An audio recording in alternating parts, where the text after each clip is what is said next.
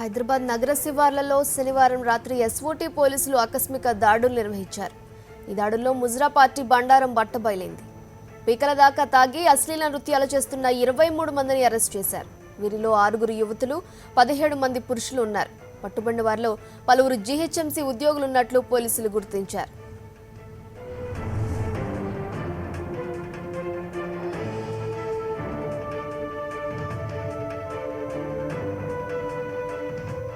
హైదరాబాద్ శివార్లలోని కానామెట్ ప్రాంతంలో ఉన్న Fatima guest house లో ముజ్రా పార్టీ పేరుతో కొందరు అశ్లీల నృత్యాలు చేస్తున్నారని పోలీసులకు సమాచారం అందింది.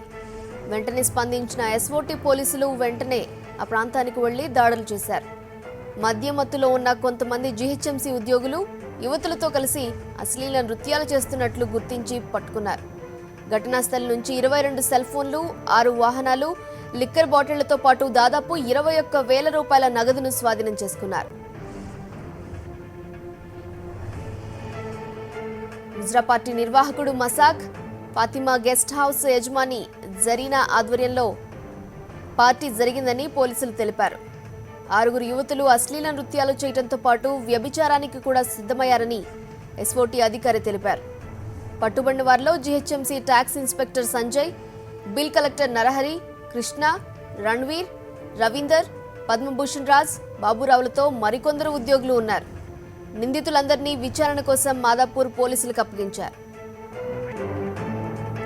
ముజ్రా పార్టీ గుట్టు రట్టుపై మరింత సమాచారం మా కరెస్పాండెంట్ తిరుమల అందిస్తారు. తిరుమల, చెప్పండి, ఈ విషయం పోలీసులకు ఏ విధంగా తెలిసింది? ఎంతకాలంగా ఈ దందా కొనసాగుతుందని భావిస్తున్నారు పోలీసులు? నగర శివారు ప్రాంతాల్లో, మాదాపూర్ పరిసర ప్రాంతాల్లో గత కొంతకాలంగా మదర్సా ముసుగులో కొనసాగుతున్నటువంటి అసాంఘిక కార్యక్రమాలకు అడ్డగా నిలవైనటువంటి ఒక కేంద్రంపై నిన్న మాదాపూర్ పోలీసులు, మాదాపూర్ ఎస్ఐ శ్రీనివాస్ ఆధ్వర్యంలోని సిబ్బంది దాడి చేయడం జరిగింది. ఈ దాడిలో అంటే ముజ్రా పార్టీ జరుగుతున్నట్టుగా సమాచారం అందుకున్నటువంటి మాదాపూర్ పోలీసులు ఒక్కసారిగా స్థావరంపై దాడి చేయడం జరిగింది.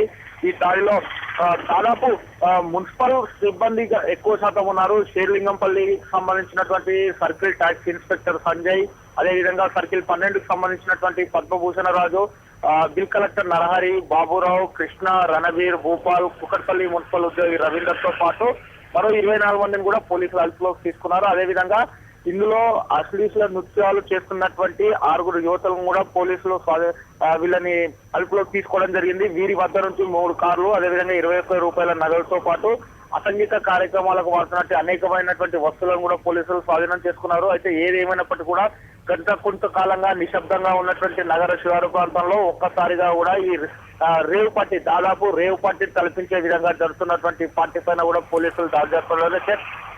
ప్రధానంగా గత కొంతకాలంగా జరుగుతున్నట్టు రేవ్ పార్టీలకు సూత్రధారులు అయినటువంటి వారందరిపైన కూడా ఇప్పటికే పోలీసులు పీడీ యాక్ట్ పెట్టి వాళ్ళందరూ కూడా జైలుకు తరలించడం జరిగింది. అయితే తాజాగా జరిగినటువంటి సంఘటనలో మున్సిపల్ శాఖకు సంబంధించినటువంటి సిబ్బంది ఎక్కువగా ఉన్నట్టుగా కూడా మనకి ఇప్పటివరకు అందినటువంటి సమాచారము.